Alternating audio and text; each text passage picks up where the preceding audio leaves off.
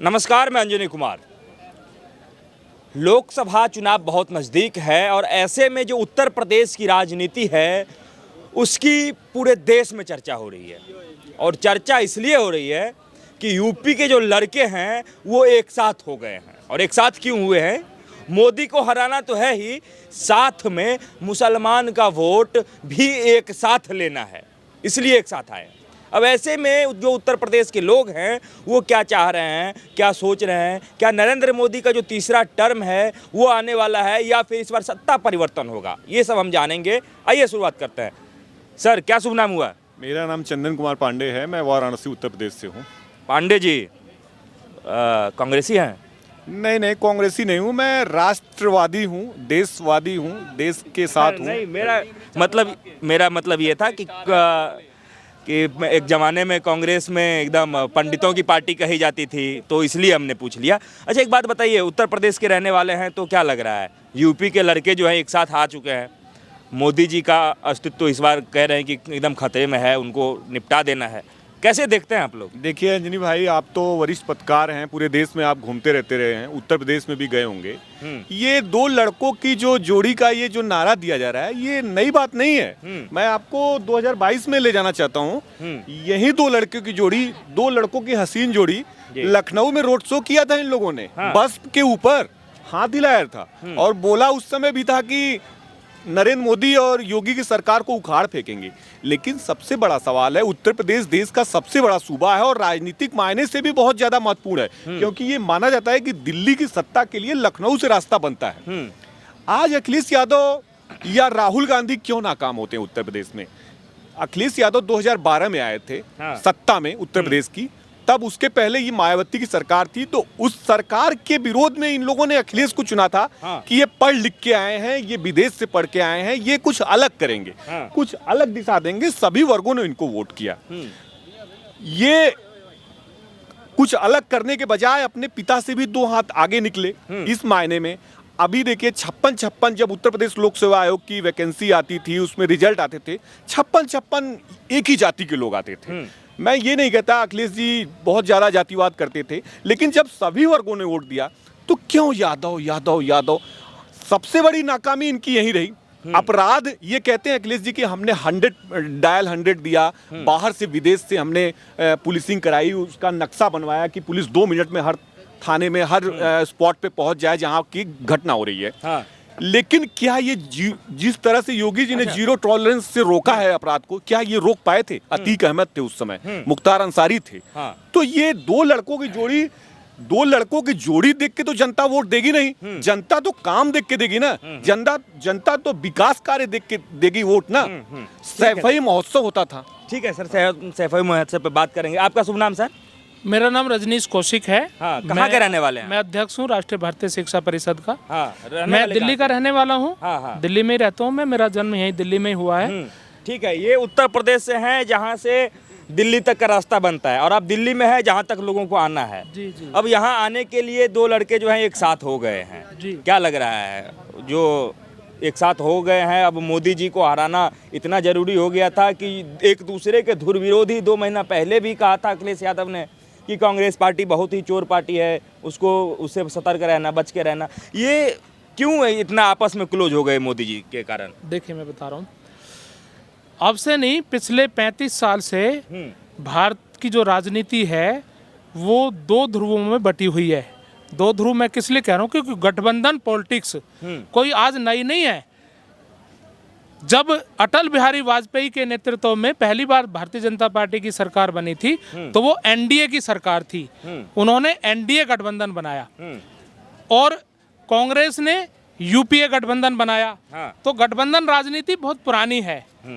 और जो आप कह रहे हो 2 लड़कों की जोड़ी, देखिए क्या है, 2019 के चुनाव में, लोकसभा चुनाव में बीएसपी और समाजवादी पार्टी का गठबंधन हुआ उत्तर प्रदेश में।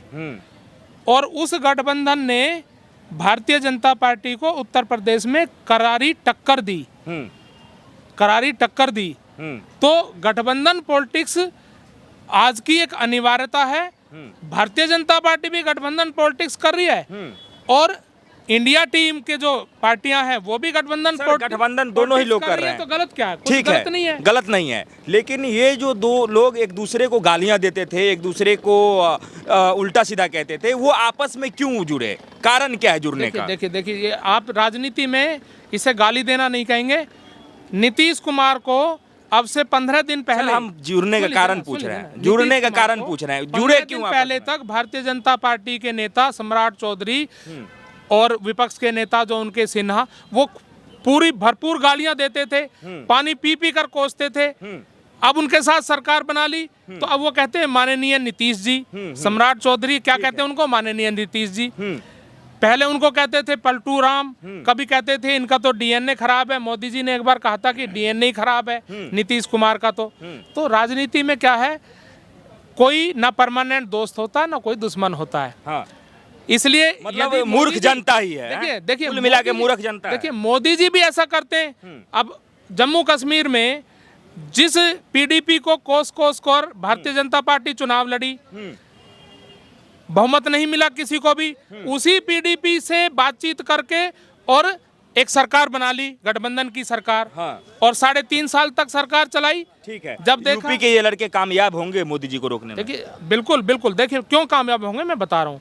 गठबंधन राजनीति के चलते जो एनडीए या बीजेपी का जो वोट है वो 35% से लेकर 40% वोट एनडीए का है। एक एवरेज वोट 2019 और 2014 के चुनाव का एवरेज वोट हम देखें तो भारतीय जनता पार्टी को 34-35% वोट पूरे देश भर में मिला। ठीक है। ठीक है। और बाकी वोट कितना बचा? 65% वोट। उसमें क्या है, सारा विपक्ष था। और क्योंकि विपक्ष के सभी पार्टियों के कैंडिडेट अलग अलग चुनाव लड़ते थे। कांग्रेस अलग लड़ती थी, आम आदमी अलग लड़ती थी, सपा अलग लड़ती थी, बीएसपी अलग लड़ती थी, इसलिए इनका वोट बढ़ जाता था। बढ़ने के कारण क्या है, ये लोग चुनाव नहीं जीत पाते थे। अब जब वोट यूनाइटेड है, जैसे एनडीए का वोट यूनाइटेड है, ऐसे ही इंडिया गठबंधन का वोट भी जब यूनाइटेड पड़ेगा तो एक कड़ी टक्कर मिलेगी। और एनडीए टीम के जो कैंडिडेट हैं वो भारी बहुमत से जीतेंगे, आप देख लेना। भारी बहुमत से एनडीए टीम के कैंडिडेट जीतेंगे? वो सॉरी, इंडिया गठबंधन के। अच्छा, इंडिया गठबंधन के। अच्छा ऋषि भाई, ये चीज देखिए कि जब लोग कह रहे हैं कि दो लड़कों की जोड़ी इस बार मोदी पे भारी पड़ेगा, क्या ये मोदी को सिर्फ हराने के लिए आए हैं या फिर जिस तरीके का माहौल है कि लोकतंत्र खतरे में, लोकतंत्र को बचाने के लिए एक हुए एक हैं? क्या लग रहा है, मोदी जी को इस बार किसी तरीके से रोकना बिल्कुल संभव है या नहीं है? देखो, लोकतंत्र की बात वो पार्टियां कर रही हैं जिसमें एक है मुलायम सिंह की पार्टी जिसने कार सेवकों पर गोली चलवा दी थी अंधाधुंध। दूसरी पार्टी है कांग्रेस पार्टी जिसने सिखों का नरसंहार करवा दिया था और इमरजेंसी लगवा दी थी। तो ये दोनों पार्टियां लोकतंत्र की बात तो ना ही करे। और रही बात आप बोल रहे हो दो युवा नेता की, तो भैया एक थे राजीव गांधी, उनके दौर में कांग्रेस के पास 400 सीटें आई थी। और दूसरे हैं राहुल गांधी जी जिसके दौर में 4 सीटें भी नहीं आई है। और दूसरी तरफ है अखिलेश यादव जिसके मुलायम के दौर में पूर्ण बहुमत की सरकार चल रही थी यूपी में। और आज देख लीजिए, अभी राज्यसभा का चुनाव हुआ, उसमें 2 सीटें आई है इनकी। तो भैया इससे पता चल जाता है कि ये दोनों कितने पानी में। और रही बात इसकी डेमोक्रेसी की और विकास की ना, तो भैया तो अब समझ में आ रहा है, इसके पहले अतीक अहमद जैसा गुंडा संसद भवन में जाके बैठता था और आज देख लीजिए कब्र में बैठा हुआ है। मुख्तार अंसारी हो जाए, आजम खान हो जाए, ये सब डर के जी रहे हैं इस समय। विकास दुबे जैसे लोग स्वर्ग सिधार गए, नर्क सिधार गए। और उसके बाद यूपी आज $1 ट्रिलियन की इकोनॉमी बनने पे आ चुका है। तो भैया जब एक राज्य 1 ट्रिलियन पे बनने के आ चुका है, तो मैं तो चाहूंगा भैया हर राज्य में डेमोक्रेसी खतरे में आ जाए, हर राज्य में योगी जी जैसा तानाशाह बैठ जाए और फिर तब जाके ही हमारा भारत तीसरे नंबर पे पहुंचेगा। भारत को तीसरे नंबर पे पहुंचाना है तो तानाशाह जरूरी है, ये आप कह रहे हैं।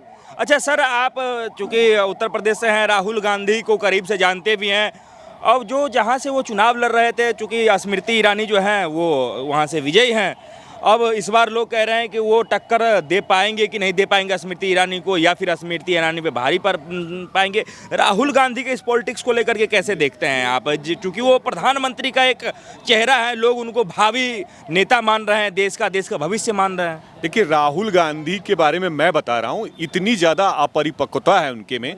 वो चुनाव लड़ते हैं अमेठी से, लेकिन अमेठी को वो कभी निर्वाचन क्षेत्र या अपना लोकसभा क्षेत्र नहीं मानते, वो अपने बाप दादा की जागीर मानते हैं। इसका एक कारण है, राहुल गांधी के पहले उनके पिताजी वहां से चुनाव लड़ते थे, उनके परिवार के लोग लड़ते थे, लंबे समय से वहां से जीतते आ रहे हैं, लगभग 5 दशक 6 दशक से ज्यादा। यही स्थिति कमोबेश रायबरेली में भी है।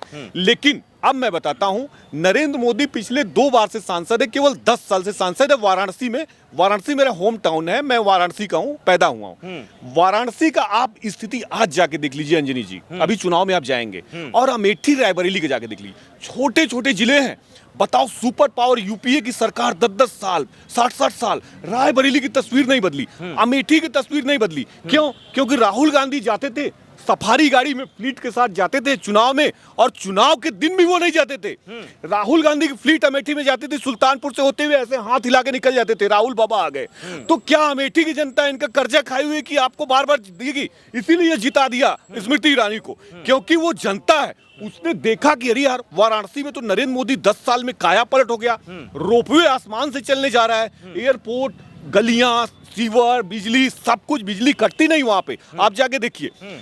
तो जनता क्या करेगी? आप बाप दादा की जागीर समझ लोगे तो क्या आपका जनता आपकी कर्जदार है? क्या आप जनता के कर्जदार हो?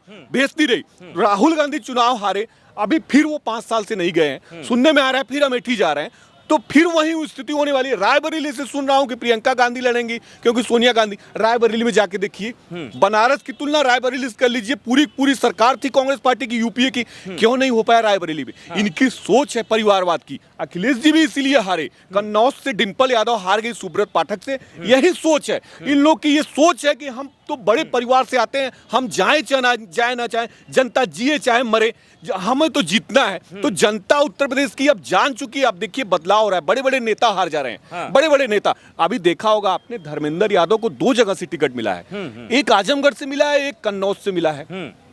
अब ऐसा क्यों हुआ? बदायूं से मिला है, ऐसा क्यों हुआ? क्योंकि धर्मेंद्र यादव निरहुआ से हार गए थे चुनाव। ये जनता अंजनी जी समझ रही है उत्तर प्रदेश की कि ये परिवारवाद को बढ़ाने वाले लोग हैं, ये भ्रष्टाचार को बढ़ाने वाले लोग हैं। हम इसमें हमारा नुकसान है। नरेंद्र मोदी किसी की कोई विरासत है क्या? नरेंद्र मोदी के जैसे राहुल गांधी के पिता प्रधानमंत्री थे, दादा प्रधानमंत्री थे, दादी प्रधानमंत्री थी, ऐसे नरेंद्र मोदी की भी कोई विरासत है क्या? ये आम लोग हैं। अटल जी की कोई विरासत थी क्या? उत्तर प्रदेश की जनता इस मामले में बहुत ज्यादा, आज देखिए उत्तर प्रदेश में क्या नहीं है। आज उत्तर प्रदेश में कोई अतीक अहमद जैसा गुंडा नहीं है, कोई मुख्तार अंसारी जैसा नहीं है, जो जेल से निकल के मऊ दंगे के बीच में खुली जिप्सी में घूमने का काम करते थे मुख्तार अंसारी। यही समाजवादी पार्टी के नेता मुख्यमंत्री उनको संरक्षण देते थे। यही कृष्णानंद राय एमएलए थे जिनकी हत्या कर दी गई अंजनी जी। और आज अखिलेश जी छाती पीट के कहते हैं हम अपराधियों को टिकट नहीं देते। आपने अफजाल को क्यों दिया? वो भी उस हत्या में नामजद है। छोटी सी जोड़, हाँ सर, जल्दी। इसके पहले यूपी में क्या होता था पता है? सैफई महोत्सव होता था जिसमें दबा के पैसे फूके जाते थे। और आज क्या हो रहा है यूपी में? G20 समिट हो रहा है, ये जनता देख रही है। इसके पहले कार सेवकों पर गोली चलवाई जाती थी, आज देख लीजिए काशी विश्वनाथ कॉरिडोर बन रहा है, अयोध्या धाम बन रहा है, जिससे हमारे टैक्स में बढ़ोतरी हो रही है, यूपी का इकोनॉमी बढ़ रही है, तो ये भी जनता देख रही है। पहले इलीगल कट्टों की मार्केट चलती थी, आज कानपुर में देख लीजिए इतना बड़ा डिफेंस कॉरिडोर बना है। अडानी अंबानी जैसे लोगों ने साउथ एशिया की सबसे बड़ी एम्यूनिशन डेपो खोली है, ये सब जनता देख रही है। पहले अतीक अहमद जैसे, मुख्तार अंसारी जैसे, अखिलेश यादव जैसे लोगों के पैसे से इफ्तार पार्टियां होती थी, और आज का देख लीजिए क्या हाल है। आज कांवरियों पर फूल बरस रहे हैं। तो भैया इससे बहुत ज़्यादा फर्क पड़ा है। पहले यूपी का जो लोगों को देखने का चेहरा था वो कैसा था? गुंडा। अरे यूपी गुंडा राज, उसके ऊपर मूवी बन चुकी है, जौनपुर, मिर्जापुर, दुनिया भर की पिक्चरें बनती थी।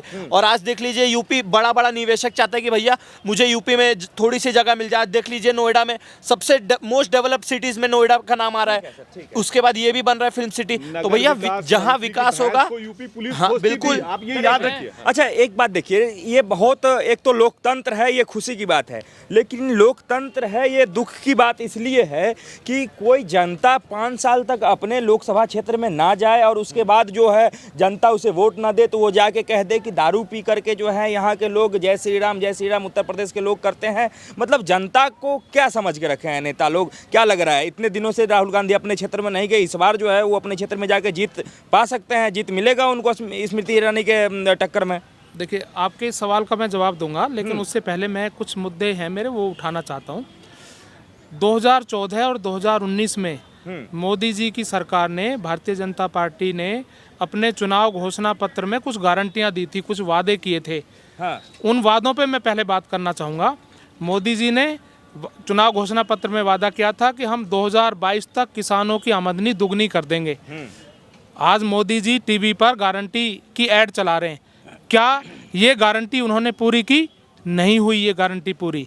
उन्होंने दूसरी गारंटी ये दी थी कि हम पूरे देश भर में 100 स्मार्ट सिटी बनाएंगे, जिससे कि जो दूर दराज के गांवों के जो लोग हैं वो महानगरों की तरफ ना भागें और उनको वहीं पे रोजगार मिले। वहीं पे 100 स्मार्ट सिटी डेवलप हम करेंगे। क्या 100 स्मार्ट सिटी डेवलप हुए इन 10 सालों में? एक भी नहीं हुआ। ये मोदी की गारंटी फेल हो गई। मोदी जी ने तीसरी गारंटी दी थी कि हम बुलेट ट्रेन चलाएंगे पूरे देश भर में। एक भी नई बुलेट ट्रेन इन 10 सालों में नहीं चली। ये मोदी जी की गारंटी फेल हो गई। मोदी जी ने चौथी गारंटी ये दी थी कि हम आदर्श ग्राम योजना के अंतर्गत जो गांव हैं, दूर दराज के जो गांव हैं, उन गांवों में मूलभूत सुविधाएं देंगे, उनको विकसित करेंगे, जिससे कि गांव के लोग गांव में ही रोजगार करें और बाहर ना जाएं। क्या इन 10 सालों में गांव विकसित हुए? नहीं हुए। मोदी जी की गारंटी यहाँ फेल हो गई। ऐसी और बहुत सारी गारंटियां मोदी जी ने दी। वो गारंटियां पूरी हुई नहीं। तो हम इसलिए क्यों चुने? हम क्यों चुने दोबारा से उनको? मतलब मोदी जी को चुनने का कोई कारण नहीं है। कोई कारण नजर नहीं आ रहा। राहुल गांधी को चुनने के हमको 2 कारण बताइए। देखिए, जो वादे उन्होंने किए थे वो जब पूरे ही नहीं किए, किसी भी सरकार को आदमी, जो जनता है, वो किन मापदंडों पे कसती है? वो कसती है कि इन्होंने जो वादे किए क्या वो पूरे किए कि नहीं किए इन्होंने। अब देखिए, दिल्ली में आम आदमी पार्टी की सरकार है 8 साल से। उन्होंने 49 दिन की जब सरकार थी, वादा किया था कि हम 20,000 लीटर पानी फ्री देंगे। आज तक फ्री दे रहे हैं। ये है केजरीवाल की गारंटी। सुन लीजिए ना, एक मिनट, बीच में नहीं बोले। देखिए, मैं बीच में नहीं बोला। उन्होंने दिल्ली सरकार ने वादा किया था कि हम 200 यूनिट तक जिनकी खपत होगी या 200 से कम खपत होगी, उनका हम बिजली का बिल 0 कर देंगे। आज तक वो वादा पूरा किया जा रहा है। जिनकी 200 यूनिट से खपत कम है, उनका बिजली बिल 0 आता है।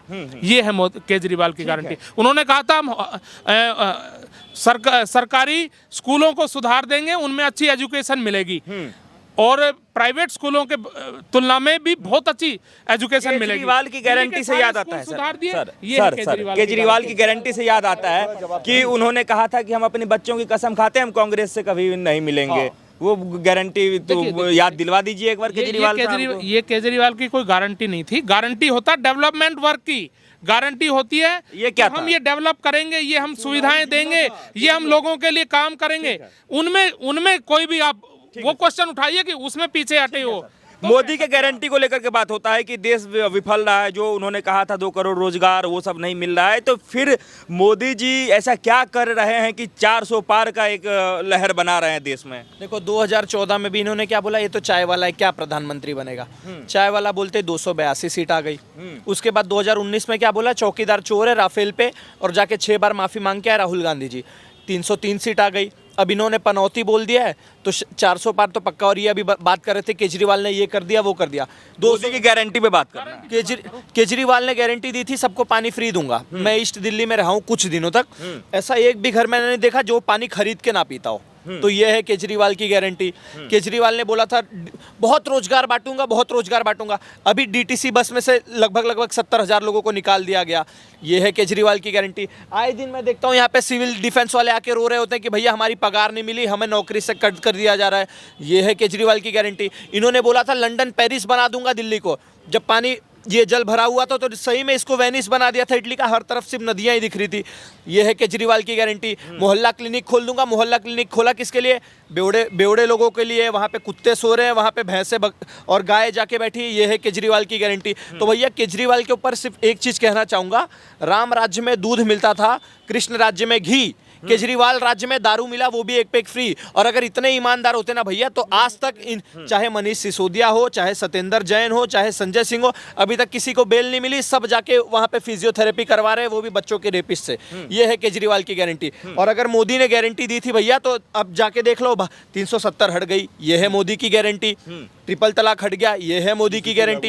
यूसीसी लागू हो गया, ये है मोदी की गारंटी। राम मंदिर बन गया, ये है मोदी की गारंटी। भारत चौथे नंबर पे आ गया, ये है मोदी की गारंटी। इसके पहले डिफेंस इंपोर्टर था, अब 16-17 हजार करोड़ का डिफेंस एक्सपोर्ट कर रहा है भारत, ये है मोदी की गारंटी। सब मोबाइल इंपोर्टर से दूसरे नंबर का सबसे बड़ा मोबाइल एक्सपोर्टर बन गया भारत, ये है मोदी की गारंटी। दूसरे नंबर का सबसे बड़ा ऑटोमोबाइल एक्सपोर्टर बन गया भारत, ये है मोदी की गारंटी। आज इसके पहले जब भारत पीछे सबसे पीछे खड़ा होता था, आज रशिया उधर बोल रहा है, उधर यूएस बोल रहा है कि भैया मेरा समर्थन कर दो, मेरा समर्थन कर दो। सारे लोग, ऑस्ट्रेलिया जैसे देश बोल रहे हैं कि Modi ji you are the boss. Rating आती है 2014 से आज तक रेटिंग आ रही है, मोदी जी 70 से नीचे अभी तक नहीं गए और पहला स्थान बना के रखा है, ये है मोदी की गारंटी। आज जहां से इस्लाम ने जन्म लिया, उस देश में राम मंदिर बन गया, ये है मोदी की गारंटी। तो भैया मोदी का काम गिनाने लग जाएंगे ना तो पूरी बुक भर जाएगी, पूरी बुक भर जाएगी। मोदी की गारंटी कह रहे हैं सर। मैं दे रहा हूँ, माइक दे रहा हूँ। अच्छा, जब हम बात कर रहे हैं मोदी की गारंटी की, तो इसमें विकास भी लोग गिनाते हैं, लेकिन विपक्ष ज्यादातर मंदिर को लेकर के ये हमलावर हो जाता है कि मंदिर मंदिर मंदिर मंदिर के भरोसे ही 2024 पार लगेगी बीजेपी की। हाँ, मंदिर पे विपक्ष तो बोल रहा है कि मंदिर बनवा के राजनीति कर रहे हैं। मैं पहले ये एक सवाल पूछ के फिर अपनी बात शुरू करूंगा। जब राहुल गांधी की सरकार थी यूपीए की 10 साल, तो उन्होंने मंदिर बनवा के राजनीति क्यों नहीं कर ली? वो ये लोग हैं जिन्होंने, सोनिया गांधी ने हलफनामे में कहा था कि राम नाम की तो कोई चीज ही नहीं है, कल्पना मात्र है। ये लोग मंदिर बनवाएंगे, ये लोग मंदिर में व्यवधान डालेंगे। अखिलेश यादव के पिताजी स्वर्गीय मुलायम सिंह यादव उत्तर प्रदेश के मुख्यमंत्री थे, जिन्होंने फायरिंग का आदेश दे दिया। कहीं सुने हैं आप प्रोटेस्ट में कहीं फायरिंग का आदेश दिया जाता है? और रही सवाल अखिलेश जी की, उत्तर प्रदेश की बात हुई थी। अखिलेश जी बहुत अपने को केदारेश्वर मंदिर बना रहे हैं। अखिलेश जी का सुनेंगे आप, अभी फैजाबाद के गोसाईगंज से अभय सिंह एमएलए है, ऊंचाहार से मनोज पांडे एमएलए हैं, दोनों समाजवादी पार्टी के एमएलए हैं। राकेश पांडे एमएलए हैं सपा के। ये 8 के 8 एमएलए ने राज्यसभा में पार्टी लाइन के विपरीत जाके बीजेपी को वोट किया। क्यों किया? ये लोग आहत लोग हैं। ऑन कैमरा अंजनी भाई मैं बता रहा हूं, मैंने सुना एबीपी पे और हर चैनल पे, अभय सिंह बोलते हैं जो गोसाईगंज से समाजवादी पार्टी के एमएलए अभी, उन्होंने कहा कि हम राकेश पांडे, मनोज पांडे, तमाम सपा के लोगों ने सतीश महाना स्पीकर से बात की कि सर हम लोग भी राम मंदिर में जाना चाहते हैं दर्शन करने भगवान राम के। तो सतीश महाना ने जवाब दिया कि नहीं, सब लोग चलते हैं, मैं अध्यक्ष हूं, सभी विधायकों के साथ, सभी दलों के साथ चलेंगे, दर्शन करेंगे। अखिलेश यादव ने फरमान जारी कर दिया कि हमारी पार्टी, समाजवादी पार्टी का कोई नेता नहीं जाएगा राम मंदिर में दर्शन करने। ये कैसी सोच है अखिलेश जी? आप तो धर्म की राजनीति नहीं करते। हमारे आर्टिकल में लिखा है संविधान के कि आप या हम किसी भी व्यक्ति को धर्म के आधार पे पूजा पाठ, रैली निकालने से कोई नहीं रोक सकता। ये उनका निजी मामला है। धर्म की राजनीति आ गई कि नहीं? यहाँ पे धर्म की राजनीति आ गई सर। एक तरीके से अगर यदि हम जब गहराई से देखते हैं तो गठबंधन जो बना, इंडी गठबंधन, वो बना खास करके मुसलमानों का वोट लेने के लिए कि मुसलमानों का वोट तितिर बितिर ना हो। अब जब सीट को लेकर के बात हुई तो उधर से एमआईएम के जो मालिक हैं ओवैसी जी, वो कह रहे हैं कि जल्दी जल्दी तुम लोग अपना आदमी बताओ कहाँ कहाँ खड़ा करोगे, हम भी अपना आदमी खड़ा करेंगे क्योंकि मुसलमानों का वोट एमआईएम को मिलना चाहिए। अब कैसे ये जो है सो खेला हो पाएगा, क्या लग रहा है? ओवैसी अब मोदी जी के बाद दूसरे सबसे बड़े चुनौती हो गए इंडी गठबंधन के। देखिए, मैं आपकी बात का जवाब दूंगा, लेकिन उससे पहले मैं वो भाई जो कह रहे थे उन बातों का जवाब मैं देना चाहूँगा। उन्होंने कहा कि पानी खरीद कर पीना पड़ रहा है, ऐसा कुछ नहीं है। दिल्ली सरकार ने, दिल्ली में 1800 से अधिक अनऑथराइज्ड कॉलोनियां हैं जहां पर पानी नहीं था। दिल्ली सरकार ने इन सभी 1800 कॉलोनियों में नई पानी की पाइपलाइनें डालकर पानी पहुंचाया। ये है केजरीवाल की गारंटी। दिल्ली में सेंट्रल गवर्नमेंट ने कहा था कि हम डीडीए के माध्यम से कॉलोनियों को अप्रूव करेंगे और उनको पक्की रजिस्ट्री देंगे। दिल्ली की किसी भी 1800 कॉलोनियों में से एक ने भी अप्लाई नहीं किया, क्योंकि उन्होंने कहा था कि जिनके घर गलत होंगे उनको हम तोड़ भी सकते हैं। एक ने भी अप्लाई नहीं किया। ये है मोदी जी की गारंटी का फेलियर। और केजरीवाल जी ने, ठीक है सर, जो हमने पूछा वो बताइए। जवाब दे रहा हूँ मैं, जवाब दे रहा हूँ। केजरीवाल जी ने कहा था कि हम दिल्ली के 40 लाख से ज़्यादा लोग जो अनऑथराइज्ड कॉलोनी में रहते हैं उनको हम सीवर की सुविधा देंगे, मूलभूत सुविधाएं देंगे। सभी कॉलोनियों में सीवर की लाइनें डाली जा चुकी हैं। ये है केजरीवाल की गारंटी। मोदी जी ने जो चीज़ें कही नहीं थी, जिनको वो कहते थे कि फ्री की रेवड़ियां बांट रहे हैं, आज उन्हीं चीज़ों को वो अपनाकर अपनी गारंटी बता रहे हैं। उन्होंने कहा था, सर यूपी का समाचार बताइए, कैसे 80 सीट को लेकर के जो ये विपक्ष है वो अब कैसे सहमति बन पाएगा? ओवैसी तो कह रहे हैं कि मुसलमानों का वोट हमें ही चाहिए, इंडी गठबंधन को नहीं मिलना चाहिए। देखिए ओवैसी इस देश में दूसरा जिन्ना बनने की कोशिश कर रहा है, क्योंकि ओवैसी एक सांप्रदायिक राजनीति, ध्रुवीकरण की राजनीति करने वाला एक प्रमुख नेता है, जो चाहता है कि इस देश के मुसलमानों को मैं एकजुट करूं बीजेपी के खिलाफ। जैसे भारतीय जनता पार्टी की जो राजनीति, जो मेन राजनीति है, वो क्या है? पोलराइजेशन, यानी पोलराइजेशन करना। ऐसे ही ओवैसी की राजनीति भी है पोलराइजेशन करना। और जैसे जिन्ना ने इस देश का विभाजन किया, ऐसे ही ओवैसी यदि मजबूत होता चला गया तो एक दिन आप देखना इस देश के जो मुस्लिम है ना, वो कभी भी ओवैसी के साथ जा सकते हैं। इसलिए उसकी राजनीति बहुत खतरनाक है। इसलिए इस देश का जो मुसलमान है वो समझदार है, वो जो धर्मनिरपेक्ष पार्टियां हैं उनका साथ देता है, उन्हीं को वोट देता है। और वो इस देश में, इस देश का जो मुसलमान है, इस देश के हिंदू, मुस्लिम, सिख, ईसाई सब सदियों से मिलजुल कर रहते आए हैं, आगे भी मिलजुल कर रहेंगे। मतलब आप कह रहे हैं मिलजुल के रह रहे हैं, सब कुछ ठीक कर रहे हैं। जो उत्तर प्रदेश में इतने बड़े बड़े दंगे हुए, चाहे मुजफ्फरनगर का हो, चाहे मेरठ का हो, तो ये उस मिलजुल के रहने का रिजल्ट था क्या? देखिए, जो मुजफ्फरनगर दंगे हुए, किसकी सरकार थी तब? वो भी पोलराइजेशन, यही जो जिसको आप तथाकथित सेकुलर पार्टी कह रहे हैं, उसी की सरकार थी। सरकार किसी की भी हो, लेकिन जो दूसरी पार्टियां हैं जिन्हें पोलराइजेशन करने से फायदा है, हाँ। वो पोलराइजेशन चुनाव के समय में करने के लिए इस तरह की दंगे करवाना, उकसाने की बातें करना, उकसाऊ भाषणबाजी करना, जिससे कि दंगे हो और पोलराइजेशन हो, वो इस तरह के प्रयास करते हैं और उसी कारण से दंगे होते हैं। ठीक है, इस बार जो चुनाव हो रहा है उसमें इंडी गठबंधन को कितना सीट कुल मिला के मिलने वाला है? देखिए इंडिया जो गठबंधन है उसको पूर्ण बहुमत मिलेगा।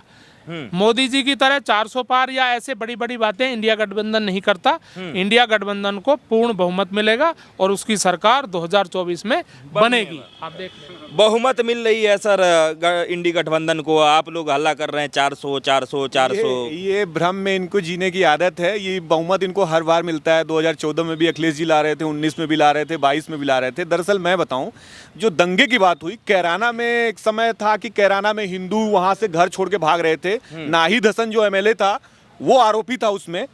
उसको बहन को टिकट देने का काम किया अखिलेश जी ने।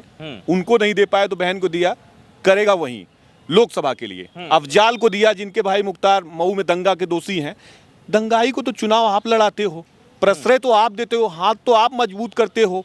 आजम खान जैसे व्यक्ति को, जिसकी भैंस कभी उत्तर प्रदेश की पुलिस डीएम एसएसपी ढूंढने निकलते थे, ये तमाशा हुआ करता था समाजवादी पार्टी में। ये भाई साहब क्या बात करेंगे? उत्तर प्रदेश की जनता समझदार है, अब नहीं फंसेगी। आप लोगों ने उत्तर प्रदेश को जातिवाद के जंगल में झोंक दिया। वो उत्तर प्रदेश जो कभी सूबे का सबसे बड़ा प्रदेश था, जहां से राजनीति होती थी, जहां डेवलपमेंट होता था, आप लोगों ने कहां आप उस प्रदेश को लेके गए? आप दंगाइयों को टिकट दे रहे हैं, आप दंगाइयों को चुनाव लड़ाने का काम कर रहे थे। ये अतीक अहमद किसकी पार्टी से सांसद था जिसने गोली चलवा के उत्तर प्रदेश का नाम पूरे देश में डुबोने का काम किया? ये कौन लोग थे? आज उत्तर प्रदेश की जनता कह रही है कि आपने अखिलेश जी जो 12 से 17 तक प्रदेश को पीछे ले जाने का काम किया, उसकी भरपाई कैसे होगी? आज हमारा प्रदेश कहां होता? आज हमारा प्रदेश कितना आज उत्तर प्रदेश में डिफेंस कॉरिडोर बन रहा है अंजनी भाई।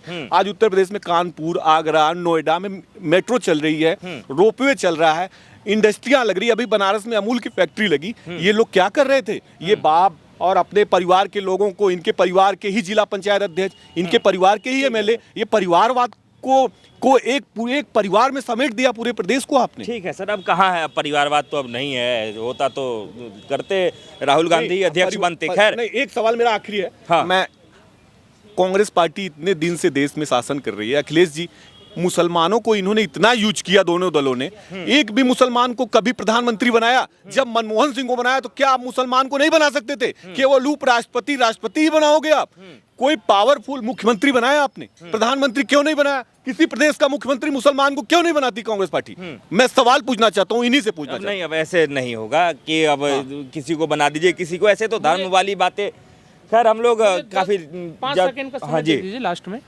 देखिए, मैं इनसे जानना चाह रहा हूँ। नहीं आप मत जानिए। अच्छा, नहीं जान रहा। इस देश में हिंदू, मुस्लिम, सिख, ईसाई वर्षों से साथ रहते आए हैं।